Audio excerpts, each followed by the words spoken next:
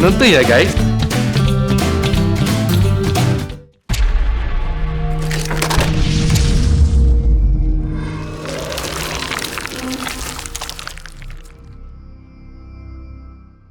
Hai, Assalamualaikum semua. Kita jumpa lagi dalam Puaka.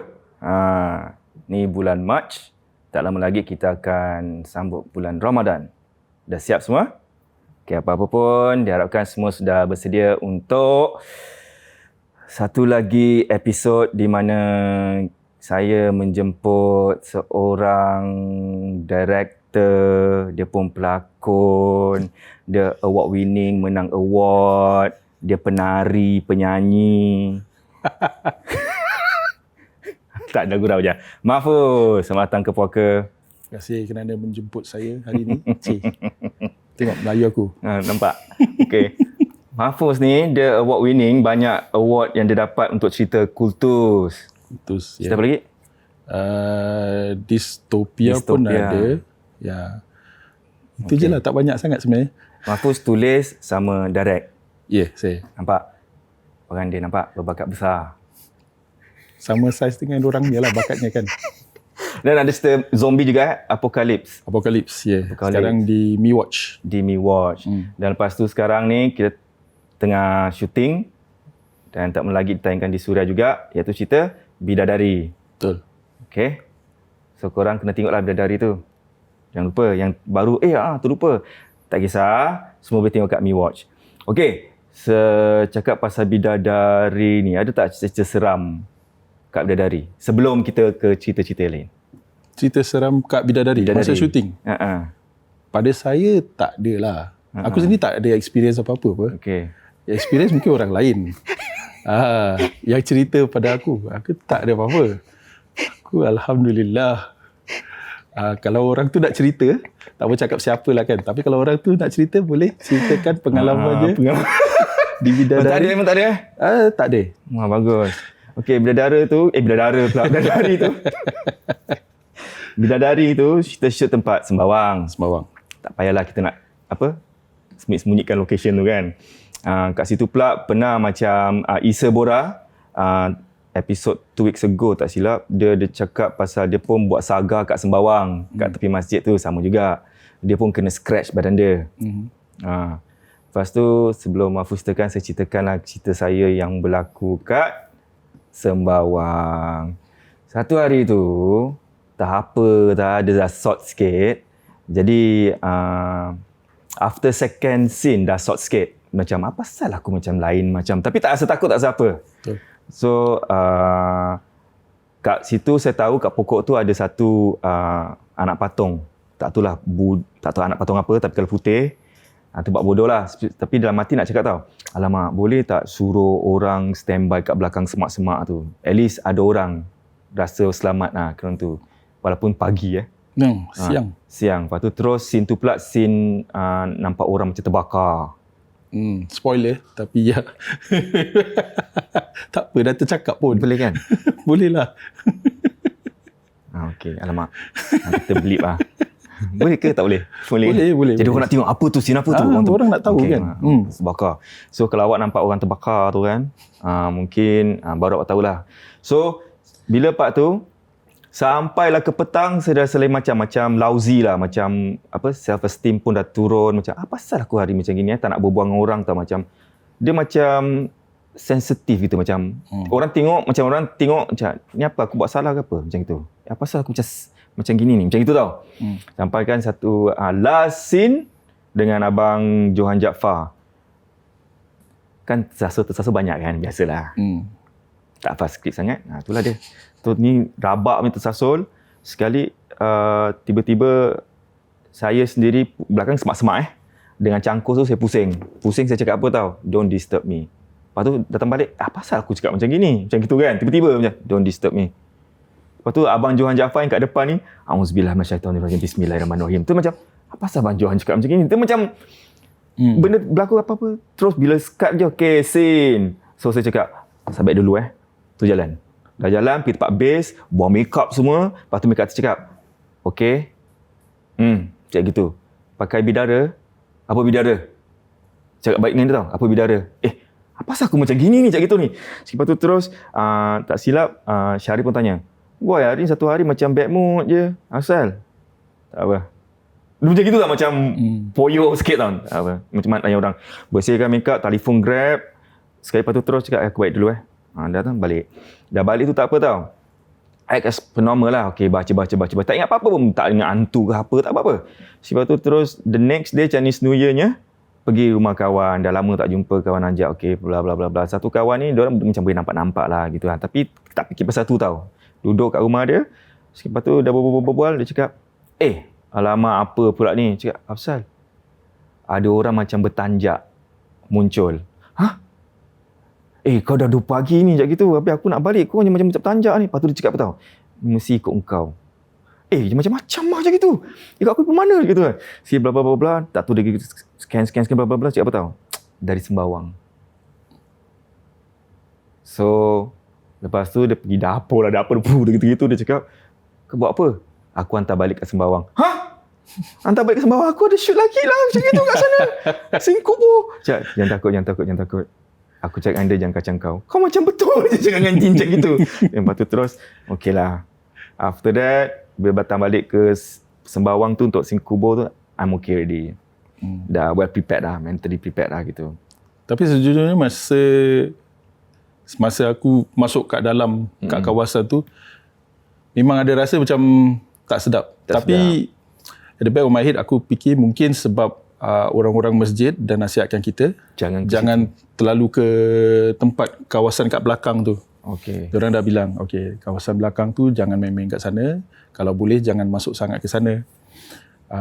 Tapi ni dah termasuk tak tahulah. Mungkin termasuk kawasan dia, tak tahu. Tapi personally rasa je aku tak fikir sangat pasal hantu. Aku lagi takut kalau misalnya ada ular. Memang betul-betul. Fikir juga takut ular. Fikir cepat. Pasal masa kat kemah tu, masa kita kat sana ada kemah kan. Correct. Ada kita simpan barang-barang kita semua. Betul. Kat kemah tu hari sebelumnya ke apa, ada satu production assistant ni nak keluarkan barang, sekali dia ternampak satu ular tedong hitam. Correct. Jadi sebagai pengarah, kita pun takutlah kalau misalnya kita nak suruh pelakon masuk tempat-tempat yang semak ni. Jadi as principal, sebelum aku suruh orang masuk, aku akan masuk dulu. Betul. Action lah, beranilah kat set kan. Tapi sebenarnya memang risau. Takut kalau ada apa-apa. Cuma tak terfikir pasal benda-benda lain. Cuma fikir pasal ular. Correct. Cuma memang tempat tu macam tak sedap lah. Bila kita kat belakang situ. Tapi personally so far alhamdulillah tak ada apa-apa gangguan. Tak ada apa-apa tu. Mimpi semua mungkin pasal penat sangat syuting. Mungkin. Balik terus tidur. Betul. Mungkin lah. Tak tahu. Sebab another story yang saya experience time kat sana location yang dah musim hujan kan. Yang datang balik lah. After dia datang balik, diorang semua dah hujan, berhenti gitu. So relax lah. Tunggu dengan makeup artist. Makeup artist buat hal sendiri, saya buat hal sendiri. Sebab tu CA, camera assistant tengah buat benda, camera assistant tu tengah buat benda. Lepas tu bila dia pusing aja, kerusi kosong kat sebelah saya, macam kerusi plastik yang macam kat kedai kopi tu, dia bergerak gitu. Tu kejap. Macam Afsal. Tak apa. Ingatkan ada kabel. Kabel langgar. Ingatkan si bodoh ni ingatkan ada kabel. Cak, kamera ni mana ada kabel? Kita tak pernah ada kabel apa panjang. Bukan macam kat studio ada kabel kan. Cak, bergerak je. Tak apa. Tengok. Siang hari juga macam mana dia macam terangkat gitu. Alah kenapalah pula aku korang nak macam-macam kau nampak ni dah 2 kali lah. So after that dah tak nak lah Cak. Hai. Okay lah. Tapi personally kisah-kisah yang ada kat Bidadari tu ada daripada personal experience. Ada satu babak ni Syahri yang dilakonkan oleh Syahril. Bukan Syahri kau lah. Okay, sorry. Watak sendiri pun tak tahu nama. Astaghfirullahalazim, budak ni. Confident lagi Confident lagi. Okay. Syahril. Dia lakonkan watak mana dia terjumpa sesuatu kat Bidadari. Lepas tu dia demam panas. Sebenarnya saya tak pernah jumpa apa-apa. Tapi ada satu kali tu saya demam panas. So cerita tu, that part is based on my own personal experience. Oh, Yeah. So masa tu aku pergi KL dengan family. Mak, adik-beradik semua. Jadi kita tinggal kat rumah makcik lah. Tapi tu rumah sewa. Dia pensyarah kat universiti kat sana. Tak ingat universiti mana. Tapi dia pensyarah. Jadi dia dengan beberapa housemate lah yang sewa kat sana. Cuma ujung minggu tu semua orang balik. Makcik aku dekat sana. Cuma dia seorang saja. Jadi kita datang lah. Jumpa dia, tinggal kat sana.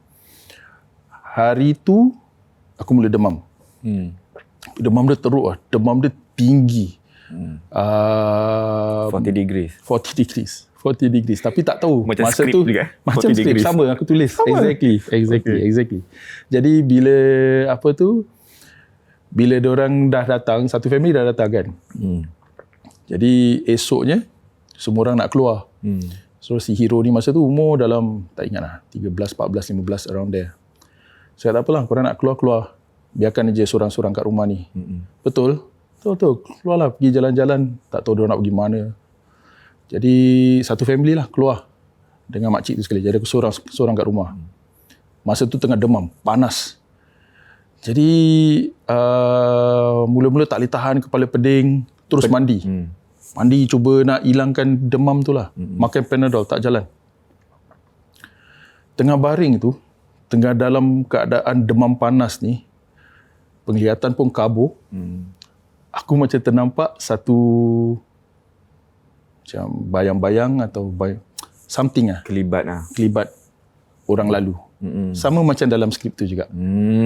Ternampak orang kelibat, terus macam kelibat lalu tengah baring atas katil ni lah. Terus macam, siapa tu? Jadi ada satu babak tu kan kau bangun macam mabuk-mabuk tu, exactly apa yang aku rasakan.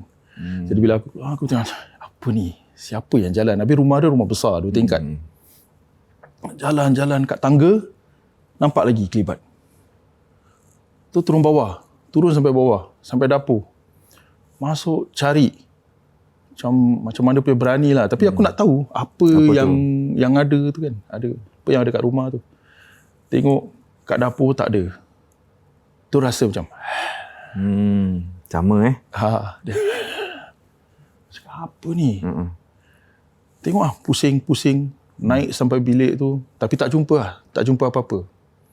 Tapi bila dah naik atas tu, badan tu dah betul-betul lemah. Dah tak boleh tahan. Sampai macam, I'm not saying berangkat. Tapi bila dah masuk bilik tu macam terus rebah. Macam jatuh kat atas, kat lantai. Tu tengok atas. Dah blur. Sekali tiba-tiba nampak benda tu datang ke depan. Dia tengok bawah. Apa? Saya cakap, kau siapa ni? And it's very blur tau. Tak nampak sangat. Sekali tiba-tiba ni yang kelakar dia. Dia duduk sekali muka bapak aku. Saya cakap, the funny thing is bapak aku tak ada. Dalam that trip bapak aku tak ada. Bapak aku kat Singapore. Tu tengok. Kenapa bapak bawa kat sini? Betul? Tu dia tengok aje.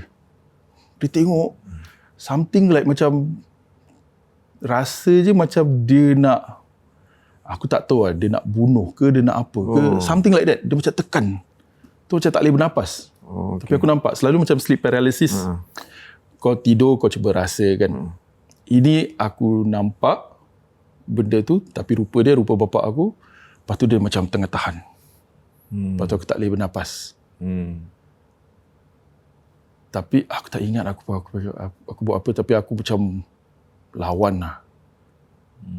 Jerit, tak ingat apa lah. Lawan, last pergi masuk dalam bilik air tu, mandi lagi. Dengan baju-baju. Tu, buka paip, duduk kat toilet, mandi. Pasal masa tu dah tak boleh, tu lawan. Bila mak balik dengan adik-adik, tengok tengah basah kat dalam toilet.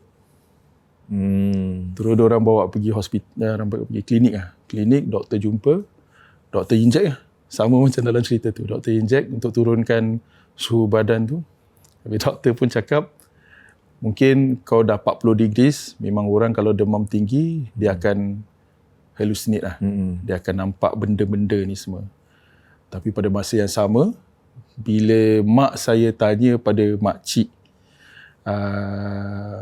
aku punya makcik ni tanya, diorang pun pernah cerita yang rumah tu tak begitu bersih lah. Macam ada benda kat situ. So sebenarnya aku tak tahu whether tu betul, apa yang aku nampak tu memang betul benda yang mengganggu kat situ. Atau mungkin tu sebab dah mengong sikit sebab dah panas sangat suhu badan tu. Which is possible lah. Possible Jadi itu pengalaman peribadi saya yang saya terapkan dalam cerita bidadari ni lah. Cerita bidadari ni sebenarnya bukan cerita hantu. Bukan? Bukan cerita hantu. Kadang-kadang kita pun naughty, kita ambil gambar macam seram-seram semua macam cerita apa. Tapi kalau tengok, jangan salahkan kita suka main. Pegang tengkorak lah, apalah gitu. Sebenarnya tak ada, bukan cerita hantu. Tapi adalah sikit-sikit macam 2% misteri-misteri ke macam mana? Adalah. Basically, cerita bidadari ni mengisahkan pengalaman-pengalaman penggali kubur yang gali semula kubur bidadari pada tahun 2001 sampai dalam buku tulis 2006 lah. Tapi ada yang kata awal lagi diorang dah habis gali semua kubur-kubur Melayu kan? Islam. Betul. 2003 dah habis gali kubur Islam kat sana. Jadi daripada situ ni sebenarnya bukan cerita hantu, it's a human story. Jadi apa pengalaman orang-orang yang masa diorang gali kubur tu. Jadi ada yang mereka gali tu, mereka dapat pengajaran, ada yang dapat pengalaman yang positif yang diorang boleh ambil iktibar. Tapi pada masa yang sama ada juga kisah-kisah yang bukan menyeramkan tapi niat untuk kita ceritakan semua kisah-kisah ni sebab kita nak jadikan ia sebagai pengajaran lah. Betul. Macam jangan sombong, jangan cakap jangan takbur, terlalu riak kat kubur atau amalan-amalan yang patut kita jauhi sewaktu kita hidup sebab yang menariknya cerita bidadari ni semua sebenarnya pasal rahsia. Pasal selalunya rahsia kita kalau masih hidup orang akan katakan rahsia tu bawa ke mati. Lepas kita dah ditanam terkubur rahsia tu. Tapi kalau kita gali balik rahsia-rahsia kita akan timbul. Jadi itu yang buat tu. Jadi apa amalan kita, apa yang kita buat sewaktu kita hidup tu akan timbul balik. Itu yang pada saya lebih menarik lah daripada cerita-cerita kubur, cerita-cerita hantu atau cerita-cerita seram ni. But ada elemen-elemen seram sebab ianya berdasarkan kisah-kisah benar, diilhamkan daripada kisah-kisah benar dari penggali kubur tu sendiri. Jadi kita ada interview penggali kubur, ada macam-macam cerita yang diorang ceritakan. Jadi kita cuba terapkan cerita-cerita tu dalam drama ni lah. Sebenarnya bidadari ni bukan cerita hantu betul. Tapi kadang-kadang kalau buat drama pun, kadang-kadang benda ni pun naughty-naughty nak mengganggu. Dan kan dia pun be part of the show. Pernah baru beberapa hari yang lalu tu, kan production assistant juga ada ceritakan. Lepas shoot kat salah sebuah rumah yang kita shoot tu, dia balik je tiba-tiba dia tidur, ada orang kat tepi dia. Kan? Lembaga hitam kat tepi dia. Padahal dia tak, gitu. Padahal cerita tak seram pun. Pada saya lah, tak seram lah. Dan satu lagi, balik kepada yang orang yang bertanjak tu kan, yang kena ganggu, yang cakap dia ikut saya. Kat rumah kawan tu apa tau, tak pernah-pernah ni, memang tak pernah-pernah, tiba-tiba dengan macam orang bernafas. Dia teringat tu macam nafas. Cakap gitu, kau kenapa? Korang dengar tak? Cakap, ada tak dengar? Ada dengar. Jangan takut cakap itu. Itulah, dia tu kurang hajar tu datang tiba-tiba nak menepa. Tu yang diorang. Cakap pasal tanjak ni ada satu pengalaman. Ni pengalaman waktu National Service. Okay. Ada kes. Orang cakap ada satu lelaki gila, nak pecahkan pintu. Pintu apa? Pintu bilik rumah dia lah. Okay. Jadi kita pun fikir, orang gila lah. Tak ada apa-apa masalah lah. Pergi report je, satu kereta. Bila kita naik sampai blok tu, kita dengar bunyi ketak. Apa ni, kecoh, orang semua tengah menjerit, dah ramai orang kat luar pintu tu. Kita sampai, datang 2 orang ni, tengok kat pintu tu, rumah 2 bilik lah. Ada bilik. Jadi apa yang kita nampak, ada satu lelaki ni dengan parang dengan tengah takik pintu bilik tu. Kat dalam ada isteri dengan anak-anak dia tengah menjerit nangis, tolong selamatkan kita. So, takik. Dia dah macam tak sedar diri lah. Takik. Terus kita dua orang ni macam, aku ni NS. Dia seorang je. Macam mana nak lawan dengan si dia ni, nak keluarkan tembak ke? Saya cakap, tak payah. Okey. Saya cakap, sekarang apa kita nak buat? Okey, kau pergi tanya dia. Terus macam biasalah, excuse me, stop. Buat apa ni? Yang lelaki tu, daripada depan pintu, okey, ni apa dia buat Dia, aku tak tahu macam mana dia buat, dia macam backflip, dia atas Badan dia backflip. dia macam loncat itu macam silat lah. Dia pusing, landing atas meja, lepas tu dia loncat atas meja makan. Tu dia dah buka silat dia dengan parang dia. Okey. Terus dia tanya, Tengok apa belakang? Tengok apa kat belakang? Tak ada, aku tertengok. Tengok kat belakang. Tengok tu je. Apa yang kat belakang ni? Jadi bila dia dah loncat atas meja tu, dia dah dengan parang tu, dia cakap, siapa kau? Kita polis. Bodoh punya jawapan. Kau siapa? Tahu apa dia punya jawapan? Aku pendekar pembelah langit. Ingin berjumpa pendekar hitam. Wow. Pendekar pembelah langit. Pendekar pembelah langit nak jumpa. Dia nak jumpa pendekar hitam. Aku membisik lah. Pendekar hitam tak tinggal Boon Lay. Tengah-tengah seram ni. Pendekar hitam tak tinggal Boon Lay. Padahal kita nak pergi cari pendekar hitam. Waduh. Okay, call backup. Kita panggil lah backup. Jadi sini ni bersilat dah. Jadi at least okay, bila kita ajak dia berbual tu kan, jadi cakap okay, kau tak nak buat apa, kau pergi berbual, tanya. Jadi kita soal lah.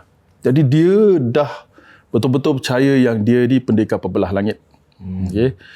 Jadi dia pun berbual pasal tu, dia nak cari pendekar hitam, apa-apa dia berbual. Yang kita ni tengah tunggu backup lah. Untuk tahan. Eventually ada 3 lagi kereta datang, dah ramai-ramai. Terus soalannya sekarang macam mana nak tahan dia. So dia ni terang-terang tahu silat kan, atau at least dia nampak macam dia tahu silat lah kan. Kita Pegang tahu weapon lagi. dengan parang. Jadi tengah fikir macam mana kita nak tahan dia ni. Terus dia cakap, okey Fus, kau punya badan paling besar, kau pergi terkam kat dia, jadi kita boleh tangkap dia. Cakap, aku NS Yul, kau nak aku terkam mentang-mentang badan aku besar. But eventually itu yang apa kita perlu buat lah. Kita kena tahan. Dia masuk, berbual, lepas tu 6-6 terjun atas badan dia. Satu orang pegang tangan yang pegang parang tu, lepaskan. Masukkan dalam jail, padded cell lah. Besoknya, dia sedar. Jadi dia tanya, kenapa saya kat dalam Macam tak bersalah kata, kenapa saya kat dalam Kau tak tahu, semalam kau dah jadi pendekar pembelah langit, kau tak tahu? Oh, saya tak tahu.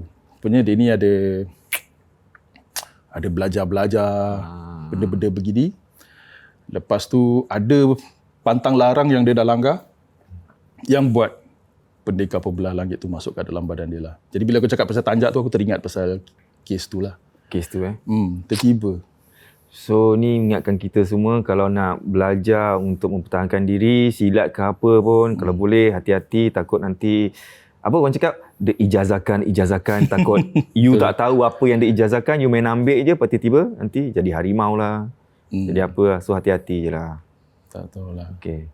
So ada cerita lain, cerita seram time holiday ke? Ada. Kalau masa NS ada lagi satu cerita. Okay. Kat Police Academy. Masa tu tengah training.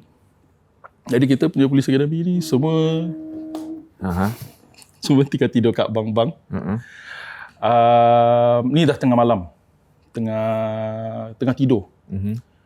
Sekali tengah tidur, tiba-tiba ada bunyi macam benda kena hentak. Pasal kita tidur katil, almari. Almari besi ni lah, yang NS ni. Katil, almari besi. Tiba-tiba dengar macam almari besi tu kena hentak kuat. Pam! Pam! Pam! Apa ni, siapa ni malam-malam, aku nak tidur lah. Aku bangun. Aku bangun, aku tengok kat sebelah ni, ada satu lelaki dia lah. Recruit juga. Apa dia buat? Badan dia tengah straight, tegap itu. Tapi kepala dia hentak kat tepi almari tu. Almari besi tu. Almari besi tu. Hentak non-stop. Bang, kuat tau. Sampai bergegar katil. Cakap, apa hal sah budak ni? Tu kita pergi lah, kejut. Bangun. Dia tak bangun. Badan dia macam, tiba-tiba macam menggeletar gitu lah. Tu kita tahan lah. Masa tu semua orang dah bangun. Satu bang dah bangun. Semua datang. Lepas tu kita dah seram. Semua masa tu masih zaman jahiliah lagi. Tak tahu sangat apa yang patut dibaca atau apa yang patut dibuat. Pasal semua umur 18, 19, 20. Jadi kita tak tahu apa nak buat tau. Semua bacalah mulut komat-komit. Tapi tak tahu apa yang dibaca. Tengah kita baca tu, ni aku rasa lah. Pasal badan dia ni, nama dia Amir. Badan Amir ni kecil je. About tak sampai ketiak pun. Jadi, kecil, very small size. Tapi dia punya kuat semacam. Tengah diorang baca-baca tu, tiba-tiba rasa, aku tengah pegang gini, rasa kaki dia ternaik. Kaki dia ternaik, terus aku nampak badan dia pun ternaik sikit. Wow. Ternaik. Bukan aku seorang je. Ada 3 lagi, berapa orang lagi lah nampak. Terus kita cakap, macam mana ni? Oh, stun. So dia tidur kat deck, upper deck. Yang kat atas tu. Jadi kita pun terjun lah. Baring atas. Jadi bayangkan ini Amir. 1 orang, 2 orang, 3 orang. Badan semua besar-besar. Macam aku. Semua tengah tahan. Kita tengah pegang ujung katil tu. Walaupun berat gitu, terasa yang Amir ni tolak badan kita. Macam nak ternaik. So kita cakap, aku tak boleh tahan lah. Kita tak boleh tahan macam ni. Kita cakap, okey, turunkan. Tak boleh macam ni. Jadi kita turunkan lah. Turunkan, bawa dia, kita grip. Semua orang grip badan, grip tangan, grip tu. Dia dah terbaring gini, kita grip. Lepas tu ada, aku tak ingat siapa lah. Dia pergi cakap, Amir, selawat Mir, selawat. Terus satu budak bang ni terus dia cakap, Asyhadu an la ilaha illallah. So kita semua tengokkan dia. Selawat. Dia cakap, tu bukan selawat, tu mengucap. Macam aku cakap, zaman jahiliah. Tapi tu lah masa takut. Tapi kelakar. Bodoh-bodoh budak-budak NS ni. Asyhadu an la ilaha illallah. Tu kita cakap, dia kena sampuk, bukan nak meninggal. salah doa. Tu kita tahan. Ada satu orang yang aku tak tahu apa dia buat. Dia cakap, aku pernah nampak dalam cerita, dia pegang ibu jari. Dia pun pegang ibu jari kaki tu. Selalu orang ikut pegang ibu jari. Dia pegang ibu. Aku tak tahu betul ke tidak dia buat. Dia cakap, okey lah, whatever lah. Korang buat je. Janji dia baik. Aku tak boleh pegang lama-lama. Sekali lama kelamaan, benda tu macam hilang lah. Tu tiba-tiba, apasal korang tahan aku ni? Si Amir ni. Cakap, kau dah meracau, kau tahu tak? Ada benda masuk ke badan kau ke apa? Dia cakap, benda tu masih ada. Tengah kita tu, dia cakap, benda tu masih ada. Cakap, kat mana? Cakap, kat dapur. Okey, dia bukan kat dapur lah. Dalam barrack tu kan, kita ada satu section, satu tempat ni, dia letaklah sumbat makanan-makanan kita kat situ. Itu tempat kita pakai dapur lah. Tapi dapur tu kat ujung, at the end of the barrack. Cakap, kat dapur. Sekali semua toleh. Kat dapur tu gelap je. Cakap, siapa nak masuk? Terus satu orang tanya, macam mana muka dia? Sekali si Amir ni cakap lah, muka dia macam benda yang ada dalam almari Azhar. Jadi kita tak tahu almari Azhar. Pergi buka almari Azhar ada apa? Sekali dia buka, dia diam, dia datang balik. Apa dalam almari Azhar? Kita tanya. Dalam almari Azhar tak ada apa-apa. Cuma ada poster King Diamond je. Untuk siapa-siapa yang tak tahu, King Diamond ni dia macam Iron Maiden gitu. Muka dia macam ada make up. Seram lah. Terus, atau siapa cakap, oh Amir kena sampuk dengan King Diamond dah. Jadi macam, ya Allah, merepek. Macam mana ni?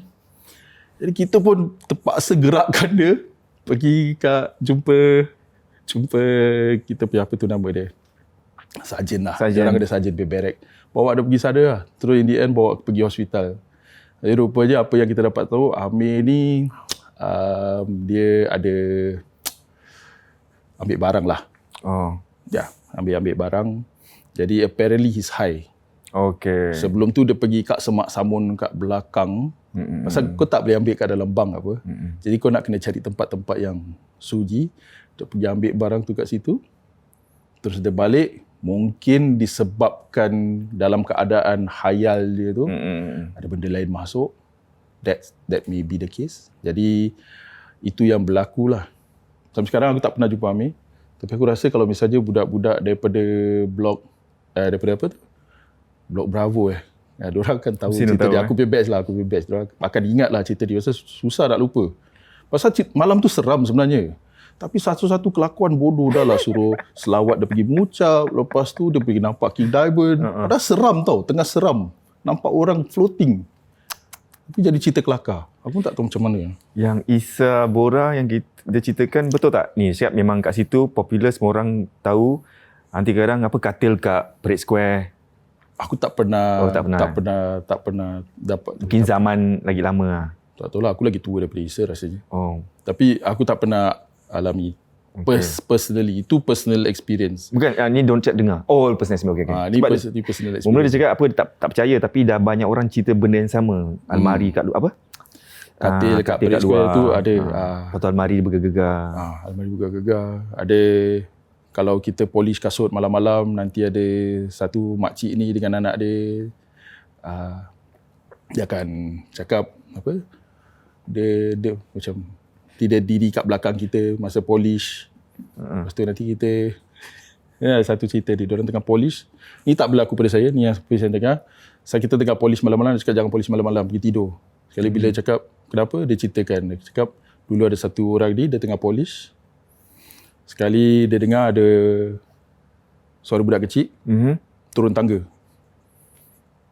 Saya pun terperanjat dah, asal ada budak kecil kat sini Asal Amin apa camp apa? Polis academy mana ada budak kecil kan? Asal tiba-tiba ada budak kecil? Budak kecil tu tengokkan dia je.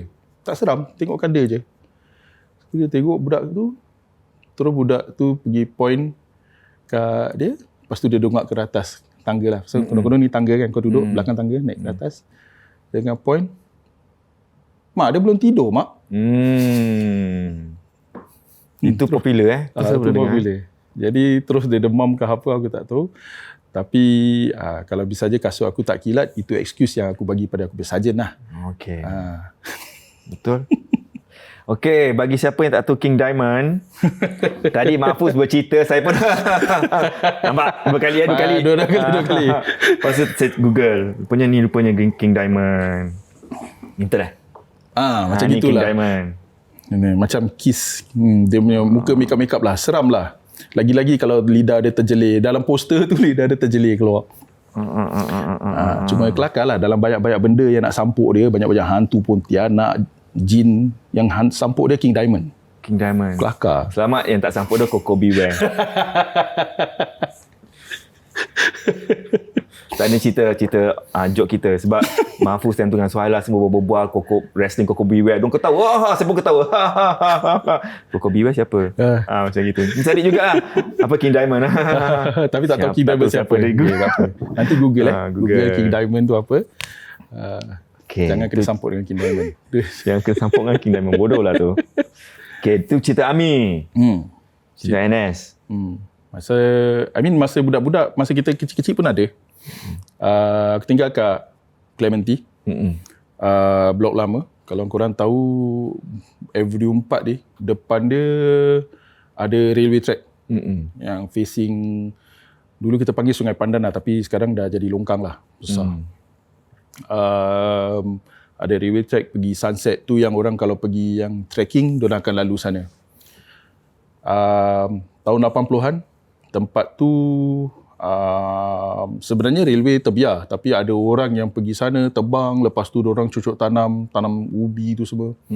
Jadi tempat tu ada macam plantation lah. Bukan ladang ke apa, tapi it's there. Ramai orang yang diorang tebas saja tanah-tanah tu, terus orang cucuk tanam. Jadi kita budak-budak ni suka pergi sana. Orang-orang tua kat blok kita cakap, jangan, tempat tu tak bagus. Lagi-lagi kalau pergi waktu malam. Tapi kita kecil-kecil mana ada dengar benda-benda gini. Adventure.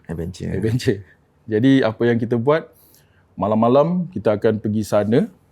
Tak selalulah, cuma ada satu hari tu, tengah malam, tak ingat pukul berapa. Tengah malam, masa tu sebab ada kerja kahwin. Hari Sabtu tu ada kerja kahwin, jadi orang selalu rewang sampai pagi kan. Jadi tengah yang orang-orang tua di rewang, kita pun turun bawah, pergi kat semak-semak tu lah. So dia tempat dia cantik. Dah ada tanam-tanaman, lepas tu ada pondok-pondok kecil, boleh duduk. Jadi kita pun ingat, jangan kita pergi sana, duduk, makan ubi bakar. Jadi apa kita buat? Sedap, ubi bakar sedap. Kita cabut, lepas tu potong-potong, kita bagi bakar lah ubi tu untuk makan. Itu memang bukan hobi lah, tapi apa yang kita buat lah dulu. Tapi itu pengalaman yang saya tak boleh lupakan sebab pada malam tu saya rasa macam ada benda lintas masuk badan saya. Like crossing lah. Okay, apa yang berlaku, dia cerita macam gini. Sama-sama ni betulkan kongsi. Dia cerita macam gini. Jadi malam tu kita tengah duduk kat satu pondok ni. Pondok ni kalau boleh bayangkan kat tengah-tengah ni ada railway. Jadi pondok dia kat sini ada macam pokok-pokok, semak samun, tanam-tanaman yang saya cakap tu. Jadi kita buatlah campfire kat situ. Ada 5 orang. Saya tak ingat siapa, tapi saya ingat yang sebelah saya, kawan saya nama Sazali, jiran blok. Lepas tu ada lagi 3 orang tengah duduk, tengah bakar ubi. Jadi saya tengah duduk, kita makan potato chip lah, tak nak makan ubi lah, moden kan. Jadi tengah makan potato chip tu, tengah berbual. Okay, bayangkan saya kat sini, Sazali kat sini. Tengah berbual, tiba-tiba puaka. Assalamualaikum, Abang Puaka is back ya guys. So basically baru datang daripada appointment, terus datang sini bikin shooting for you all, okay. So yang tadi rumah tadi tu nasib baik the abang and kakak call me lah. So dia call sebab rumah dah nak kena tarik dengan bank. So dekat Singapore ni banyak debate tentang rumah ni actually milik siapa? Milik kita atau milik pemerintah HDB? Okay. So basically kalau rumah kita ni under bank loan ni, kita tetap nak kena buat installment as per normal. Kalau kita sangkut, bank akan start to give you reminder letter. Okay. Second thing you tak bayar, second month you tak bayar, dia kasih you another letter. The third one, dia terus kasih you one letter of demand. And this is the part where banyak orang semua dah kelang kabut. So if you receive surat-surat yang sebegini, please call us sebelum terlambat, sebelum bank tarik. Sebab kalau bank dah tarik, kita susah kita nak selamatkan you all punya property. Sebab ada cara-caranya untuk kita menyelamatkan you punya rumah daripada ditarik. Jadi banyak cabang-cabangnya. Jadi sebelum terlambat, hubungi kami The Tech Team SG di 8774-1551 sekarang. Okay? Bye. Puaka. Sazali yang tengah berbual ni, terus dia senyap. Dia macam, aku tengah dia stop macam itu tau. Aku tengok, apa pasal dia ni macam gini? Sekali bila aku tengok, terus tiba-tiba aku pun rasa apa yang dia rasakan. Which is, ada benda yang kau boleh rasa benda tu go through you. Sejuk. Sejuk dia semacam. Sejuk dia bukan sejuk angin. Dia bukan, dia sejuk kat dalam. Rasa tulang-tulang semua rasa. Literally benda tu macam kalau misalnya kau kena scan ke apa, aku tak tahu. Tapi benda tu masuk kat dalam. It feels like that lah. Macam kena benda tu lalu. Jadi Sazali ni stop. Terus aku tengok dia. Terus tiba-tiba aku pun stop. Pasal aku rasa sejuk. Terus terdiam. Terus bila benda tu dah lalu, Sazali tengok aku tengok dia. Terus cakap, kau rasa Cakap, kau pun rasa juga. Cakap, apa? Kita tengah berbual macam gitu ya. Sekali tengah berbual macam gitu, benda tu lalu lagi. This time round, daripada aku punya side. Pap, masuk, go through B, terus aku macam, bulu roma semua ternaik tu. Benda tu lalu, terus dia tengok lain macam, terus dia pula kena. Dia pun same reaction. Jadi aku dah tahu tempat tu tak best. Okay, apa ya. Jadi kita patut pergilah. Cuma masalahnya Ubi belum masak. Masih ya. Masih. Terus kita jangan balik. Nanti Ubi belum masak lah. Tunggu sekejap, dah turun lama-lama. Tengah bakar ubi kan. Jadi kita dah tak selesa. Dah tak selesa tengah duduk. Malam tu aku ingat lagi. Itu umur aku berapa belas? 13 maybe. I cannot remember. Aku punya buku lali terselio. Ankle sprain. Habis jalan pun dah tak betul tau. Jalan dah timpang-timpang. Tapi pada malam tu bila dah rasa tu kan, dah rasa macam aku nak jalan lah, aku nak lari lah. Tapi pasal gelapkan tempat tu kan. So, tempat tu gelap, tak ada lampu, tak ada apa. Lampu yang paling dekat, lampu blok-blok tu lah. Tapi jauh, jauh kita boleh nampak. Jadi kita semua tunggulah Ubi ni nak masak. Tiba-tiba kat belakang tu terdengar apa tu? Nampak dia relax je. Orang berani. Kalau orang dah floating aku dah tahan. Dah baca selawat. Kalau orang floating dia dah selawat, apakah horn kita ni? Tak boleh riak, tak boleh riak. Kena nanti. Jangan riak. Okay. Basically, apa tu bila apa tu apa dia? Besar semangatnya. Sama macam orang dia. Jadi bila tengah duduk ubi-ubi tengah yang bakar.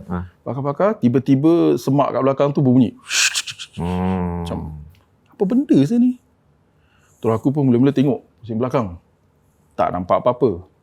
Terus tengah pusing tu aku fikir, apa pasal aku pusing Kalau betul-betul aku nampak, aku tak rasa aku berani macam gitu kan. Terus aku pusing balik. Buat bodoh. Tapi dalam kepala otak ni dah fikir, okay, apa-apa jadi lari, apa-apa jadi lari. Railway track kat sana, lari to direction, tengoklah blok kat mana, terus pasal dia nak kena lari kat railway track tu. Pasal kita tak boleh lari dalam semak sebab semua ada ubi-ubi tu semua kan. Jadi diorang tanam-tanam. Kalau masuk, confirm sesat lah. Pasal pokok ubi ni macam tinggi. Habis dia macam dahan, bukan dahan lah, batang-batang tu tinggi-tinggi. Lagipun kalau langgar sakit, macam kena sebat dengan rotan tebal. Sebab dah halu-halu ni. Jadi ingat lari situ, nanti cari satu spot yang dia ada macam pathway lah. Dah sampai situ kita nak kena cross, nanti ada macam ada longkang besar sikit tapi ada papan lah. Boleh cross papan tu terus naik sampai ke blok. Jadi dah fikir itu dia punya plan. Sekali tengah diam bunyi lagi. Semua pusing. Yang tak pusing cuma aku dengan lain satu orang yang tengah bakar ubi ni. Sekali tiba-tiba tiga ni cakap lari. At the same time aku pun lari lah. Padahal aku kira yang paling sihat. Not this big but was big lah. Aku lari Lari. Tak tengok belakang. Sekali tiba-tiba aku dengar, oi. Aku macam berhenti lah. Tengok belakang. So tengok belakang, aku tengok aku dah jauh daripada orang lain. Aku tengah-tengah seorang kat railway track tu. Kat tengah-tengah ada lagi 3 orang. Tengah berhenti. Yang last kali, yang tengah bakar ubi tu, masih ada kat sana. Kita nampak dia. Kenapa kau tak lari? Terus cakap, ubi belum masak apa? Dia masih dengan ubi dia. Masih dengan ubi, dia tak nampak. Okey. Ubi belum masak, kau nak pergi mana? So macam, larilah. Tu satu orang terpaksa lari, pergi kat tempat dia, tarik. Masa tu aku tak tahu apa yang aku nampak. Apa yang diorang nampak. Aku tak nampak apa-apa. Ikut je lah. Aku main lari. Aku bukan ikut. Aku lead. Okey. Aku first. Jadi dah lari. Terus diorang tarik. Terus aku realise tengah aku lari-lari tu. Dalam terselio ni. Aku lari punya laju. Aku dah overshot aku punya block. Aku dah overshot dia punya pathway. Saat diorang lari. Terus diorang masuk kat pathway tu. Habis aku dah tertinggal seorang. Terpaksalah tak mau lari balik. Redah aja apa. Jadi redah. kat pokok ubi tu. Redah-redah kena sebat dengan batang ubi. Sakit. Sampai kat longkang, baru realise longkang tak ada papan yang nak cross tu. Stun, loncat. Kalau dah takut tu kan, macam-macam kau boleh buat. Betul. Loncat, panjat. Bila dah naik ke atas, baru jumpa diorang. Jadi ini the whole time diorang tak pernah discuss tau, yang 3 yang nampak ni. Pasal diorang nampak, terus diorang cakap lari. Jadi diorang tak discuss apa-apa. Cuma, bila dah sampai tu, baru kita tanya, asal korang cakap lari? So, tiba-tiba korang cakap lari at the same time. Terus cakap, apa kau nampak? Aku nampak. Pasal diorang tak pernah discuss. Itu first time diorang discuss. So, tiga-tiga cakap, kita nampak kat belakang bush tu, ada benda yang naik macam gini. Warna putih, muka tak nampak. Muka gelap. Gula-gula Yelah. Rasanya. Aku rasa. Jadi itulah. Itu yang first time. Yang kelakar je kalau betul-betul benda tu technically naik betul-betul belakang aku. Tapi aku tak pusing jadi aku tak nampak. Cuma aku macam rasa-rasa je.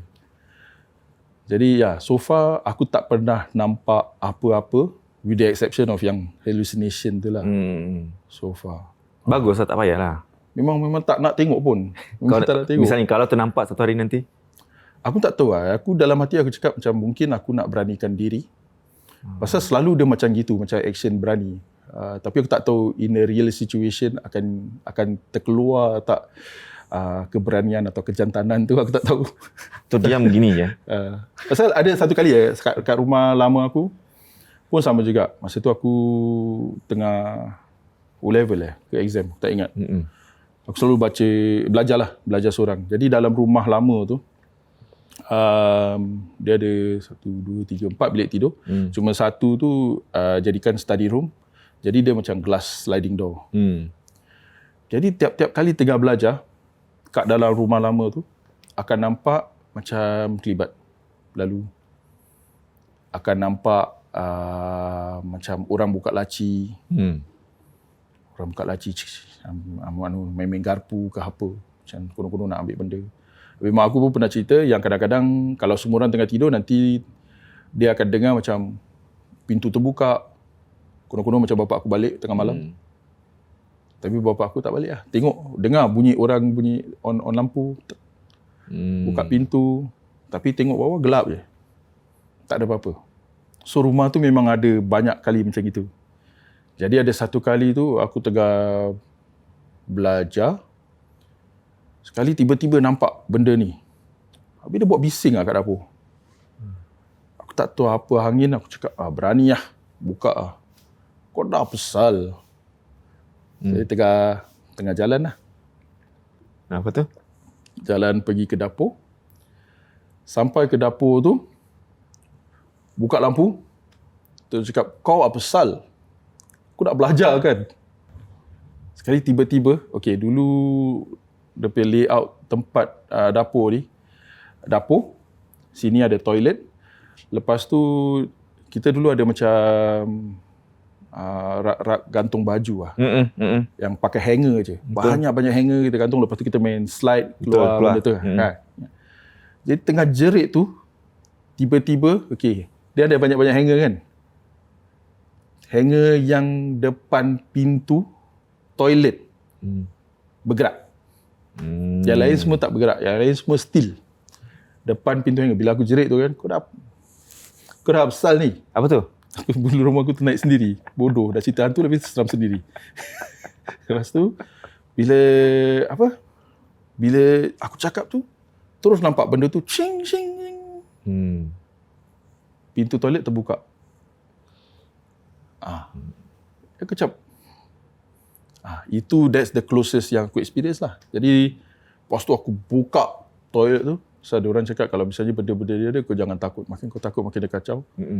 So, bukanlah aku berani mana pun. Cuma aku buka, saya tak nampak benda lah. Aku macam 50-50 nak buka ke tidak. Sekali buka tak nampak pun, mungkin kena beranikan diri juga, tapi nak kena beranikan diri. Buka, tak ada apa-apa. Kau dah masuk, kau jangan keluar hero. Aku keluar. Aku nak belajar. Macam betul aku nak belajar. Nak belajar. Jangan kacau. Terus masuk. Tak sampai 5 minit, terus tidur balik. Saya dah fikir-fikir, kalau dia betul-betul keluar macam mana? Kan? Aku dah hang dia. Lepas hari tu ada gangguan lagi? Ada, rumah tu memang ada macam-macam benda pelik lah. Rumah lama dekat Teck Whye, tapi tu lah benda-benda pelik macam gini. Memang ada. Kat rumah baru kat Choa Chu Kang tu pun ada juga. Tu Teck Whye, yang lain tu kat Choa Chu Kang pun ada juga, tapi it's pada aku tak seram. Cuma weird. Tapi bila aku tengok episod Puaka yang ada Alpha tu, aku tengok tau semua episod tau. Okay. So bila aku tengok episod Puaka yang ada Alpha pernah ceritakan yang dia kadang-kadang nampak, dia ada satu kali itulah dia ada nampak macam benda-benda cahaya. Okay. Cahaya sampai rumah tu terang. Jadi kat rumah tu itu pengalaman aku. Satu kali aku tengah balik rumah and aku tak faham kenapa macam boleh jadi macam ni. Jadi aku tengah balik macam biasa. Rumah tu tak ada orang malam tu. Aku tak ingat lah, mungkin orang pergi Johor ke apa ke. Can't remember, but I was alone. Jadi tengah balik, buka pintu, tak ada orang kat rumah. Buka pintu, ruang tamu tu terang. Terang benderang sampai mata aku macam, apa ni? Bright. Terus aku macam terkebil-kebil lah. Try to adjust. Terus benda tu macam daripada terang tu dia jadi macam satu line terang gitu. Terus aku macam, apa benda ni? Terus bacalah apa yang aku tahu baca. Tutup mata, buka, terus gelap. Rumah tu sebenarnya gelap. Tapi masa buka pintu, terang semacam. Terang gila. Nanti kita tanya Ustaz. Apa benda tu? Aku pun tak tahu, wallahualam. Tapi itulah, aku tak fikir sangat. The other time yang ada kat rumah baru tu is my nephew. Jadi masa tu adik aku baru bersalin, habis dia tinggal dengan mak. Jadi malam tu tak ada orang kat rumah, cuma dia, anak dia, masa tu anak dia umur 4 tahun. About there. 4 tahun ke 5 tahun. Lepas tu dia ada baru bersalin, dari satu anak. Tiba-tiba dia telefon, cakap, abang balik cepat abang, balik sekarang. Cakap, asal? Suami dia masa tu tengah kerja, jadi tak boleh balik. So the only one that can come home is me lah. Jadi aku cakap, okey lah. Nak balik sekarang? Okey, balik. Kau okey tak? Tak okey, cepat balik. Jadi kita cepat-cepat balik lah. Jadi sampai je kat rumah tu, dah tengok adik aku dah macam, dah semacam dah pucat. Masa tu dia baru bersalin. Jadi aku macam, kau okey tak? Tak tahu abang, seram lah. Pasal? Cakap, dia cerita yang masa tu dia kat dapur, dia tengah bawa anak dia, yang baru lahir tu, lepas tu tengah buat air ke apa lah, kat dapur. Tiba-tiba anak dia yang umur 5 tahun, yang diri depan dia tu, macam gini, dia tengah diri, tu dia gini. Apa tu? Anak dia cakap. Dan dia tahu tak ada orang lain kat rumah tu. Jadi dia dah freak out. Tu sebab dia call, dia terus masuk bilik, terus dia call. Jadi bila aku sampai, aku terus tarik anak saudara aku keluar. Tarik anak saudara aku keluar, terus aku tanya, so what did you see lah? Nampak apa? Budak-budak dia innocent, dia tak tahu sebenarnya apa benda tu. Jadi dia cerita, actually I also don't know lah. Tapi apa yang I nampak, dia punya kepala macam Sonic the Hedgehog. Sonic the Hedgehog. Cuba kau tengok. Tahu. Mungkin ada pakcik-pakcik, makcik-makcik tak tahu. Sonic the Hedgehog. Sonic the Hedgehog ni dia game sebenarnya, tapi dah jadi kartun. Jadi rambut dia macam ke belakang tu lah. Lebat panjang ke belakang gitu. Cakap kepala dia macam Sonic the Hedgehog. Lepas tu kat bawah dia macam octopus. Itu yang dia cakap lah. So mula-mula kalau misalnya itu, budak umur 4 tahun, 5 tahun, dia tak ada reason to lie lah.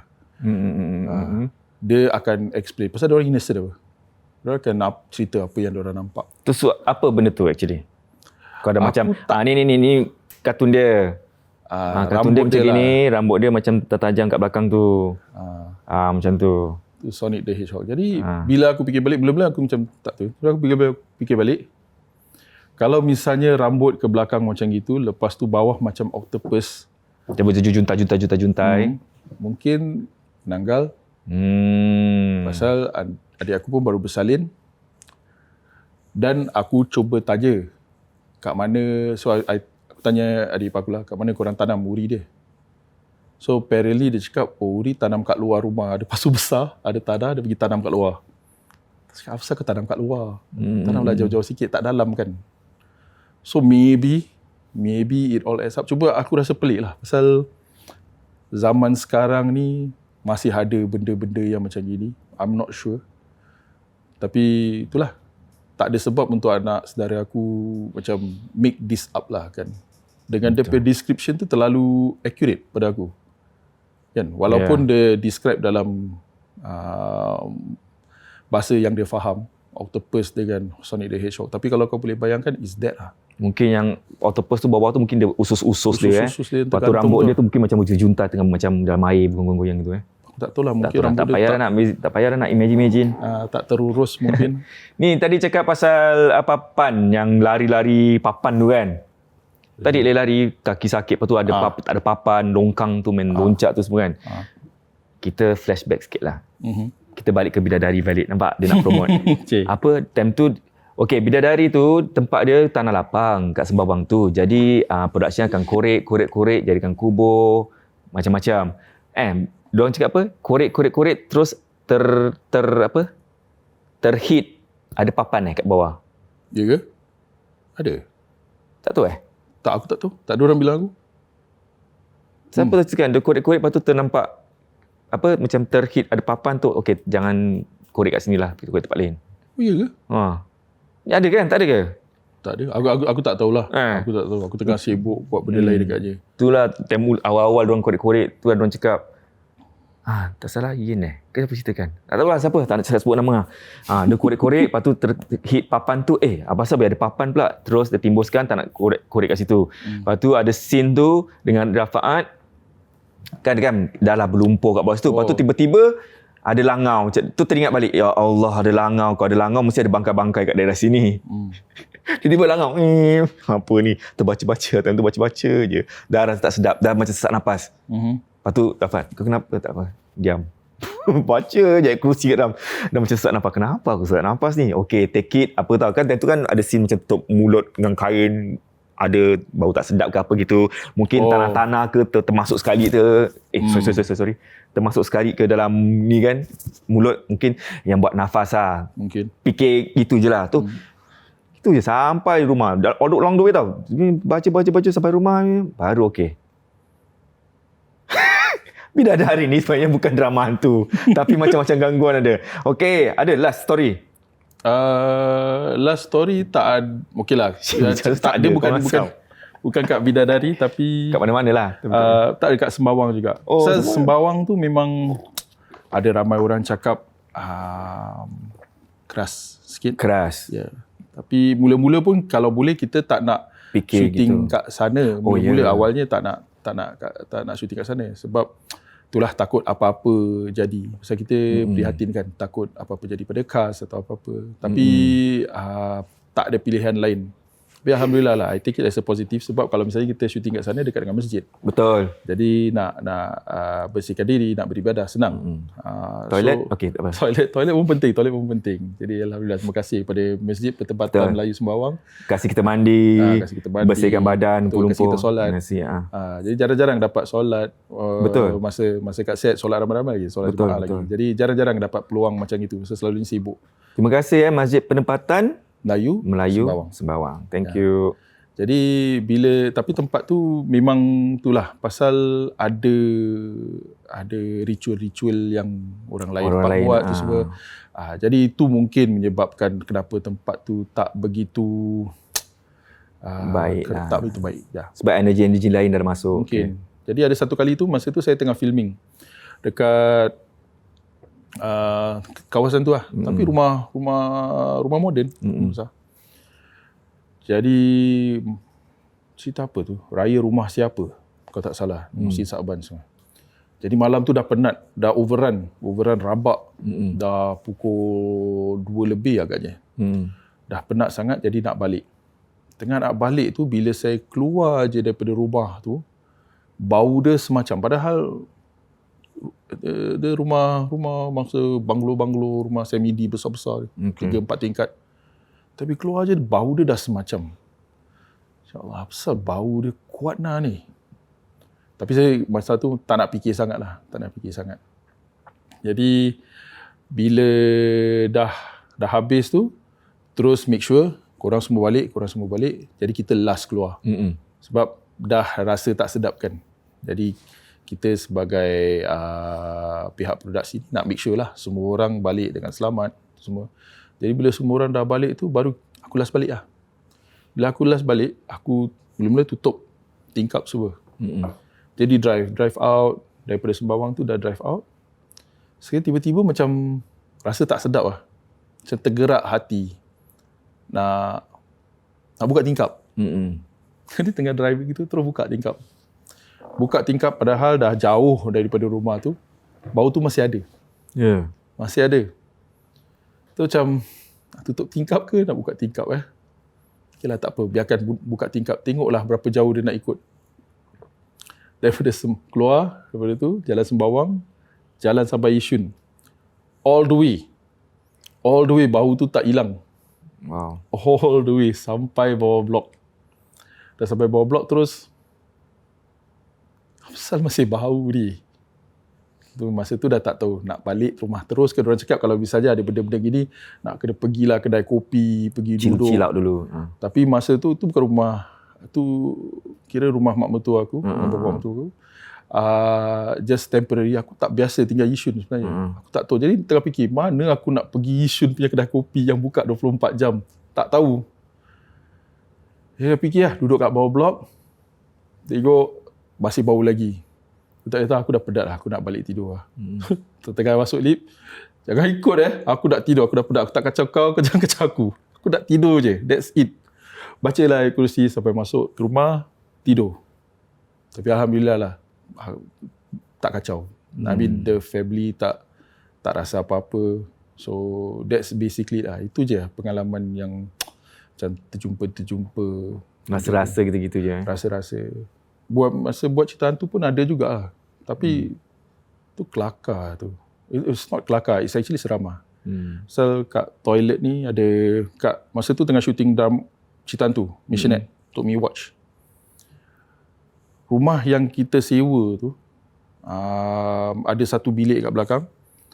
Owner tu cakap, apa-apa pun kau jangan masuk bilik tu. Oh ya. Yeah. Apa-apa pun kau jangan masuk bilik tu. Dia ada letak kertas do not enter. Lain-lain semua kau boleh pergi, kau boleh shoot, jangan masuk bilik tu. Jadi dia cakap betul benda ni. Dia macam serius. Dia cakap don't play around. Don't go in. Jadi sebab aku takut, aku suruh art department bikin satu dinding. To cover To cover. Jadi kita tak shooting kat belakang situ lah. Jadi kita cover dinding tu. Jadi bila dah cover dinding tu, shooting semua okey. Kalau ada satu hari ni, bila DOP ni datang, aku tak ingat nama DOP ni, nama dia siapa, George ke Roger ke, aku tak ingat lah. Dia datang je, dia macam dah tak selesa. Isap rokok, pusing, nervous macam lah. Cakap, apa pasal? What's wrong? Cakap, nothing. Dia tak nak cerita. Sekali bila dah korek, rupanya dia cakap, okay, dalam projek tu ada banyak DOP lah, banyak cameraman. Habis ada banyak camera assist juga. Jadi cameraman ni tak pernah jumpa camera assistant dia. Pasal lain-lain team. Untuk hari tu diorang kerjasama. Cameraman tu panik sebab malam sebelum tu dia mimpi. Dia mimpi ada satu perempuan ni macam marahkan dia, tengah diri kat pintu yang kita cakap tu, jangan kat masuk. luar tu. Tengah diri kat pintu, dia cakap macam marah sangat. Sampai dia punya kamera assistant budak perempuan ni, sampai macam meracau, tak boleh tarik nafas. Macam tu. Dan si cameraman ni tak pernah jumpa kamera assistant dia. Tak pernah kerjasama, tak pernah. Jadi bila dia datang on set, terus dia nampak kamera assistant tu, yang dia nampak dalam mimpi dia the night before, dia terus panik lah. So, dia tahu macam benda tu marah. Apparently bila saya korek, dia cakap, oh dia marah sebab aku dah pasang satu dinding. Jadi macam block dia punya tu. Dia cakap kalau aku tak block nanti orang masuk tempat kau lagi rabak kan. Tapi tu lah. Itu yang that's the closest. Tapi like I said, tak pernah alami sendiri. Orang lain yang kena lah. That's what happened on set. Pintu tu memang selalu, macam kalau kita shoot, ada satu kali pintu tu akan buka sendiri. Buka sendiri. Nanti kadang-kadang aku macam gatal nak tengok. Terus aku fikir-fikir, alah jangan berani sangat lah, tak apa. Kali dia tunjuk. Kan? Itu ada. Pasal mula-mula curious nak tengok. Terus macam tak apalah, tak tampak pun tak apa.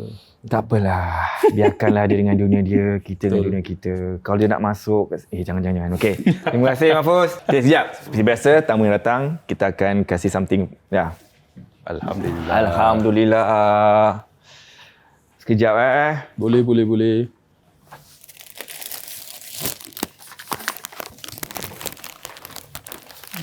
Wah. Ini daripada MIR Little Gift. Nah, Terima kasih. Masya Allah. Sekejap Susu kuda untuk slimming. Memang kena lah dengan orang dia. Memang perlu. Jangan lepas jadi kuda sudah. MIR Little Gifts. Thank you. Intensive weight loss. Yes. Memang aku perlukan ni lah. Mungkin untuk puasa nanti. Terus raya nanti kau nampak aku kurus lah sebab dah 2 tahun tak jalan raya kan. Itu dia sponsor kita. Kita baringkan gini. Sponsor kita kat bawah ni. Minta maaf lah saya hari ni tak fokus. Terima kasih banyak. Ni. Kan tadi dah menguap, lupa orang sponsor siapa. Okey, siapa nak barang-barang, nak beli, nak cuba, bolehlah ke email ke website ke Instagram dia, sponsor kita. Nampak dia tak fokus. Dan ini daripada The Zigzag Design, Home Hustle. Boleh taruh kat rumah. Terima kasih. Wah, cantik alhamdulillah. Thank you. Cantik Home Hustle Home Humble pula. Home Hustle. Dah kenapa hari ni? Home Hustle. Okey. Ni kita ingat boleh taruh kat fridge. Daripada tag team, calendar kau tak ada calendar lah kan? Boleh. Boleh Boleh. Tak maaf lah. Ini kita daripada Puaka Tote Bag. Wah, dah ada merch Kata selalu tengok. Aku promote kan. Macam kurun-kurun terperanjat lah. Wah, dah ada merch. Silalah kalau nak beli merch tu kat sini. Tengok, aku jadi influencer sekali-sekali. Macam jadi. Boleh? Boleh. Kau nak beli kat mana? Kalau nak beli, kena pergi ke... tak tahu. Tak ingat lah. Ke Pasar Yishun. Ya gitu kan? Compang.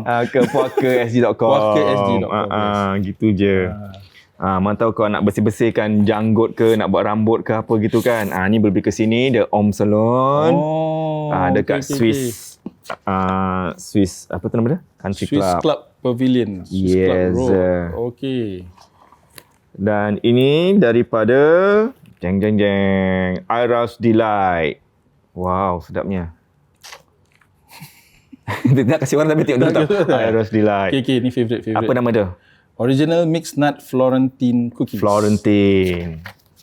Itulah namanya Florentine. Florentine ke? Tapi Florentine.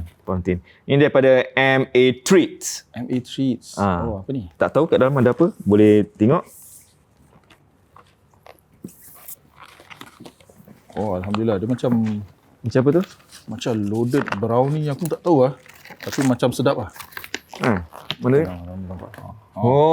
Tu dia. Dia brownie actually. Dalam dia coated dengan... Orang dapat makan suka. Okey. Dan ini daripada...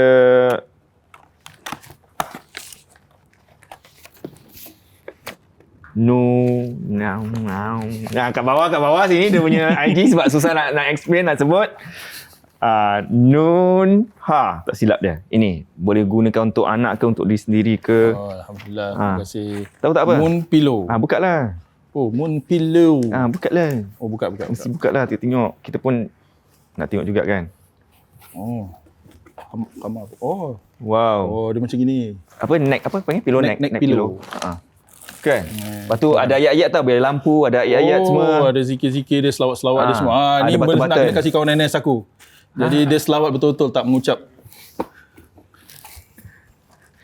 Tu jadi kalau sesiapa kau nak dapatkan moon pillow ni gitu kan. Apa ni, ada ayat-ayat untuk anak-anak ke, anak sendiri ke, macam-macam ada kat situ. Okey. Pecik button. Terima Best, kasih. best. Terima kasih banyak-banyak. Ni semualah kalau nak pergi barang-barang kat sana ada macam-macam, ada air apa tu? Nilofa, barang ini. Semua kat sini. Macam-macam barangan yang Barang kat ada situ. dijual kat sana. Ya? Nunha Dropship SG. Itu dia. Ni paperback kat bawah sini Okay, terima kasih Terima banyak-banyak. kasih. Dan ini daripada di Malayan Council untuk boleh bawa family. Terima kasih. Alhamdulillah, terima kasih. Okey. Terima kasih Malayan Council. Okey, satu lagi ni. Mimi's Kitchenette. Wah, Mimi. Terima Bunga kasih, ros. Mimi. Bunga ros pula, kuih ros. Kuih ros. Satu lagi. Dah macam raya. Apa? Dah macam raya. Macam raya. Tapi kejap, tertinggal satu. Kejap. Mak kau. Kejap Sorry. Ni kalau pergi ke shooting lagi mana-mana ke, ni dia. Apa ni kat dalam ni? Nak buka? Buka lah. Buka. Sedap bau. Apa dalam? Wow, apa itu? Apa ni? Lemongrass essential oil ni. Lemongrass ni floor cleaning daripada Ustaz Fadli punya produk. Okay. Alhamdulillah. Bagus. Pasal tempat syuting kita memang banyak nyamuk. Dah banyak kita dah berdarah. Ini floor cleaning lah. Floor cleaning bukan untuk badan Allah. Floor Habis kau cleaning. cakap masa syuting bawa. Itu sebelah tu. Ini. Ini. Okey. Ni dia punya minyak lah. Itu boleh roll on. Salah information lah kau ni. Kan? Nasib baik aku tak mandi pakai benda ni tau. Pun tak tahu apa Ustaz bungkus. Sebut je kadang-kadang Ustaz buat apa. Rupanya for cleaning lah pula Ustaz. Ya kan, spray. Tapi terima kasih Ustaz. Terima kasih Tafsir.com. Terima kasih. Tu roll on. Ni roll on dia. Okey. Apa flavor tu yang dapat Papaya. Papaya. Ui. Dapat papaya lah pula. Ya betik. Okey, menangkan awak ni kerja keras. Inilah jadi masa masa tumas, lalu terbuang masanya bagi kepada production. Kan? Family pun kurang. Ni daripada Time to Hijrah. Buka lah. Alhamdulillah. Time to Hijrah. Mungkin nak menulis ke kan, jadi ada pen baru. Ya. Okay, siap macam nak buka ni. Nampak tu, Brother Mahfuz dia kasih. Alhamdulillah. Tolak. Tolak Satu tu pun bodoh. Buka kita. Maklumlah writer tu pakai type. Macam gini. Okey. Wah, cantik. Terima kasih. Terima kasih Itu kepada dia. apa? Siapa ni? Time to Hijrah. Betul? Alhamdulillah. Terima kasih. Hari ni dia tak fokus Subhanallah.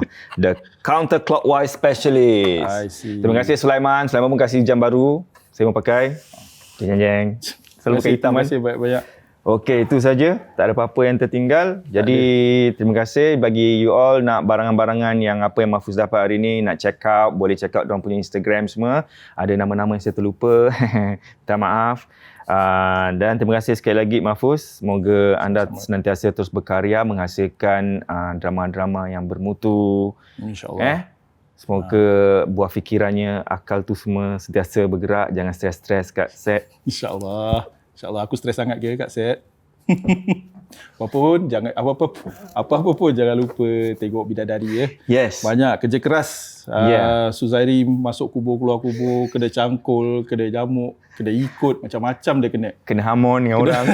Bukan aku aku tak hamon Itu orang lain hamon. Dia nak selitkan juga. Kena hamon, saya tabah, sabar macam-macam je. Kena lumpur, masuk tanah kat dalam mulut semua, macam-macam. Cubaan syuting penggali kubur ni, kisah penggali kubur. Kan, Alhamdulillah. Jadi harap-harap semua orang dapat tengok drama Bidadari ni. Tu dia. Ada satu lagi barang terlupa. Mahfuz. Apa dia? Kejap Kita ni pelupa lah sekarang ni. Ni dia. Jeng daripada The Mac King. Besarnya. Kan? Apa dia? Mac King ni. Ni dia. Mana tahu boleh. Sedap sedap Kan? material dia. Boleh letak kat rumah. Boleh. Cantik. Betul? Betul. Terima kasih, Mac King. Decor. Terima kasih, Mac King. Terima kasih banyak. Okey, itu saja. Terima kasih sekali lagi Mahfuz dan terima kasih kepada semua yang sudi bersama kami. Terima kasih kepada semua sponsor-sponsor yang sudi kongsi rezeki dengan kita semua, dan bagi you all kalau nak beli barang-barangan yang apa seperti mana Mahfuz dapat ni, bolehlah ke Instagram mereka. Jadi kalau anda nak jadi tamu, bolehlah email kepada kami di puaka@sg@gmail.com, dan kalau nak beli barang-barangan kami, bolehlah ke puaka@sg.com. Okey, jangan lupa follow dan like Puaka Official Instagram kami. Dan okey, kita jumpa lagi minggu hadapan. Jaga diri baik-baik. Ingat, puaka tak kenal usia. Bye bye. Selamat malam.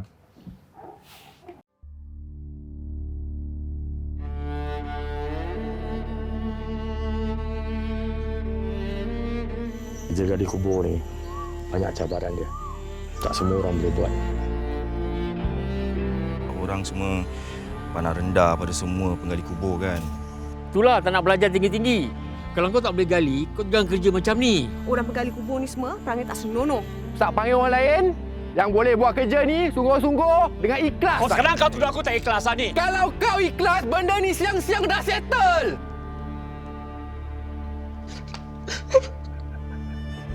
Lepas tu ada yang buruk sangka dengan kerja ni semua. Macam mak saya. Kalau Ari teruskan juga kerja kat bidadari itu, Mak tak akan restu.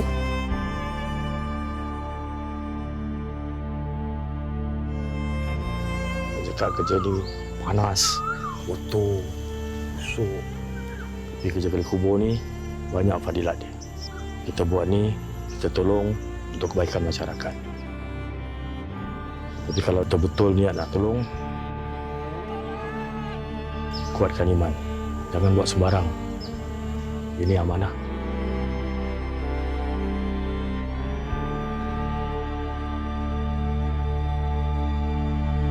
Bidadari setiap Isnin hingga Rabu mulai 1 Mac 10.30 malam hanya di Suria dan MiWatch. Assalamualaikum warahmatullahi taala wabarakatuh. Kita berjumpa lagi. Kita tengok tadi cerita pun seram-seram juga kita dengar tadi .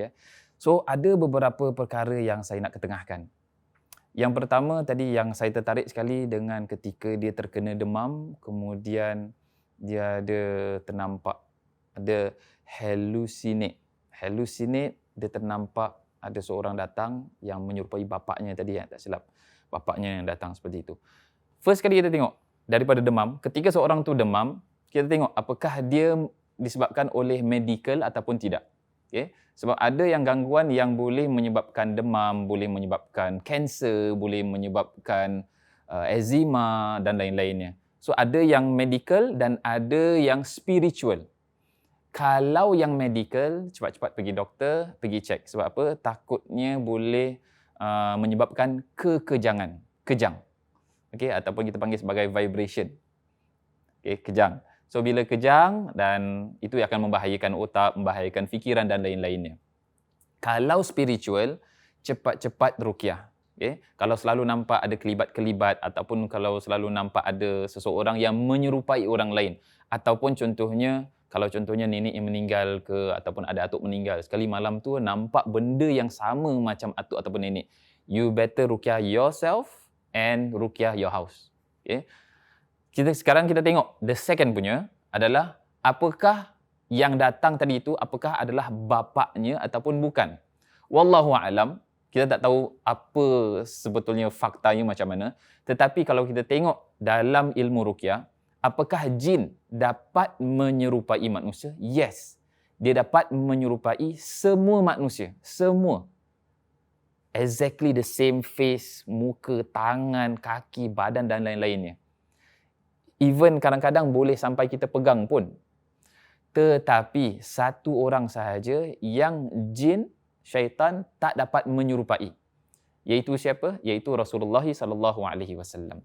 So kalau kita tengok dalam hadis Nabi SAW yang diriwayatkan daripada Abu Hurairah, pun pernah juga pada bulan Ramadan ada Sayyidina Abu Hurairah jaga tempat makan, maka ada syaitan yang menyerupai manusia yang nak mencuri. Itu boleh cari dia punya hadis. Dia nak curi, first day kena tangkap. Dia bilang suruh lepaskan, aku janji tak akan datang lagi. Second day datang lagi, nak curi lagi, kena tangkap lagi. Yang third day, kena tangkap lagi sama. Hingga yang third day tu, Sayyidina Abu Hurairah nak bawa ke Rasulullah SAW. Tapi syaitan tu yang menyerupai pemuda tu, dia bilang, kau jangan bawa aku ke hadapan Rasulullah SAW. Aku akan ajarkan kamu satu doa yang ditakuti oleh syaitan. Iaitu apa? Ayat kursi. Maka setelah itu dilepaskan, baru diberitahu kepada Rasulullah SAW. Kata Rasul apa? Apa yang dia bilang sebelum-sebelum, hari pertama, kedua, ketiga, semuanya bohong. Tetapi yang terakhir sekali yang dia ajarkan doa tersebut, ayat kursi, itu je dia cakap betul. Yang lain semua dia tipu. Ini menunjukkan bahawasanya syaitan ni takut kepada manusia ketika kita membacakan kalimah Allah Subhanahu Wa Taala yang berbentuk ayat kursi. Okey. Jadi kemudian yang ketiga, syaitan ataupun jin yang nakal, mereka akan selalu kacau manusia ketika kita dalam keadaan yang lemah. Sebab itu kalau orang yang sakit ataupun orang yang demam ataupun orang yang bedridden ataupun orang yang nyanyuk, kebanyakannya mereka akan selalu diganggu. Sebab apa? Mereka ada dalam keadaan yang paling lemah sekali. Dalam posisi itu lebih mudah untuk mereka untuk mengganggu. Begitu juga ketika seorang itu dalam keadaan sakaratul maut, ketika dalam keadaan koma dan lain-lainnya. Ketika nak ditarik ajalnya, ketika nak ditarik nyawanya, di situlah syaitan main peranan yang sangat besar sekali. Mereka akan ganggu kita, dia akan ingatkan kita tentang dunia, dia akan ingatkan kita tentang harta. Daripada kalimah La ilaha illallah Muhammadur Rasulullah. Jadi jangan sampai kita tewas dengan plan-plan syaitan dan godaan-godaan syaitan dalam keadaan apapun insya-Allah. Jadi itu sahaja untuk hari ini. Mudah-mudahan Allah Subhanahu Wa Taala merahmati kita semua. Apapun, jangan takut pada mereka, tapi takutlah pada Allah Subhanahu Wa Taala. Betul. Assalamualaikum. Bye-bye.